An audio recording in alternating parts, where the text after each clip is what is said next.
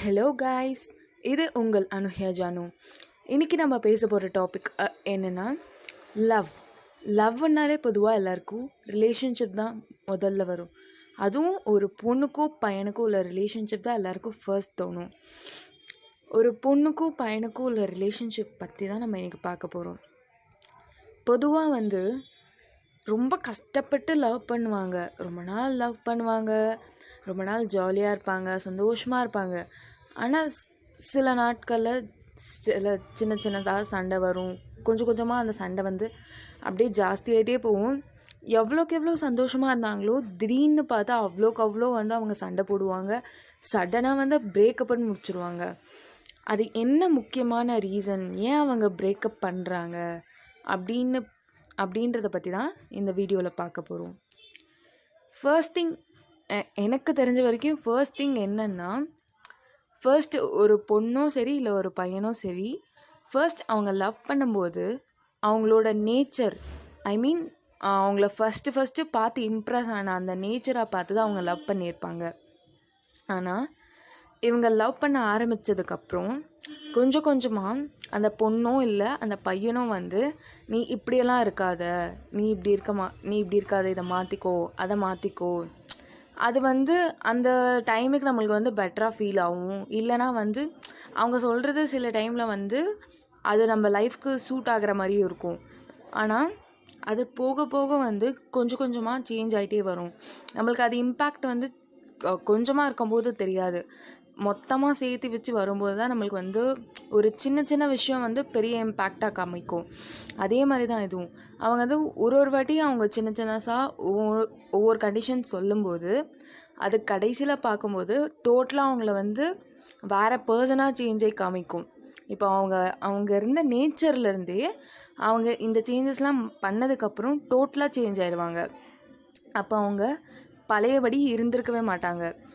அதுக்கப்புறம் வரும் அவங்க சண்டைகள் என்னென்னா, நீ பழையபடி இல்லை, நீ முன்ன மாதிரி இல்லை, டோட்டலாக மாறிட்ட, நீ ஏன் இப்படி பண்ணுறேன்னு எனக்கு புரியவே மாட்டேங்குது, அப்படி இப்படின்னு ஏதோ சொல்லுவாங்க.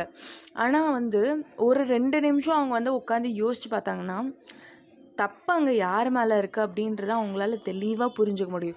இத்தனை கண்டிஷன்ஸ் போடுறது நம்ம தான், அப்போ நம்ம தான் அவங்கள மாற்றணும் அப்படின்றது கட்டாயமாக யாருக்கும் அது அந்த நிமிஷத்தில் புரியவே புரியாது.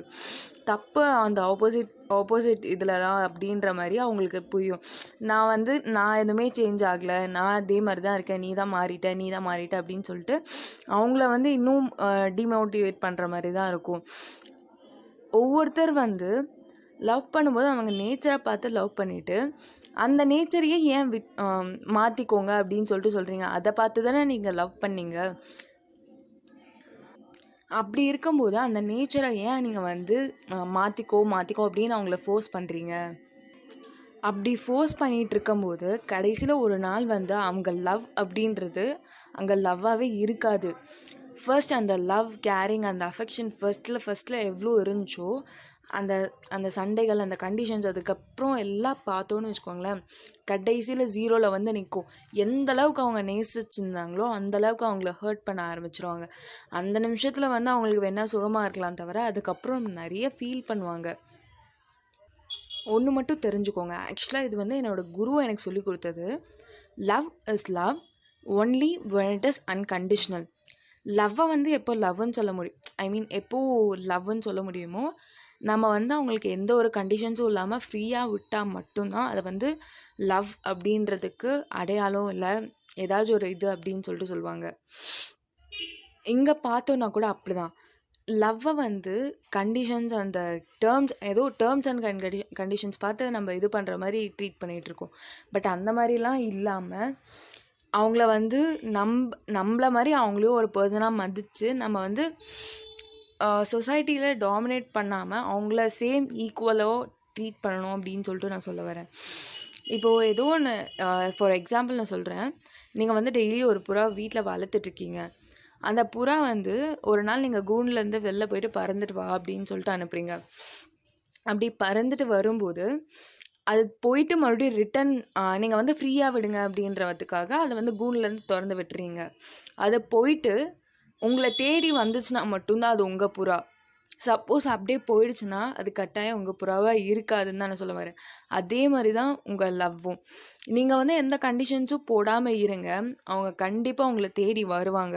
அப்படி வரலன்னு வச்சுக்கோங்களேன், அவங்க உங்கள உண்மையா லவ் பண்ணியிருக்கவே மாட்டாங்கன்னு தான் நான் சொல்வேன். ஒண்ணு மட்டும் தெரிஞ்சுக்கோங்க. லவ்வால சாதிக்க முடியல இந்த உலகத்துல எதையும் அப்படின்னா, வேற எந்த விஷயத்தையாலயும் சாதிக்க முடியாதுன்றத நான் உறுதியா சொல்றேன். ஏன்னா, லவ் இருந்தா மட்டும் தான் எந்த ஒரு விஷயத்தா இருந்தாலும் சாதிக்க முடியும். நம்ப எழுதுறோம்னா கூட நம்மளுக்கு புடிச்சிருந்தா அந்த லவ் இருந்து எழுதுனோம்னா, அந்த கன்டென்ட் கூட அந்த சூப்பரா வரும். அதுவே நம்ம வெறுப்பாயி இதுவா இல்லன்னா அங்க ஒண்ணும் வராது. அதே மாரி தான் எதுவா இருந்தாலும், உலகத்துல எந்த ஒரு விஷயம் பண்ணணும்னாலும், அந்த லவ் அப்படின்றது இருந்தா மட்டும் தான் வந்து அது சக்சஸ்ஃபுல்லா கொண்டு போய் முடியும். லவ்ன்றது அஃபெக்ஷன் அப்படின்றது மட்டும் இல்லாம, அதுல எல்லாமே அடங்குது. கேரிங், அஃபெக்ஷன் அப்புறம் எக்ஸெட்ரா சம்வாட் எல்லாமே அடங்கிருது அதுல.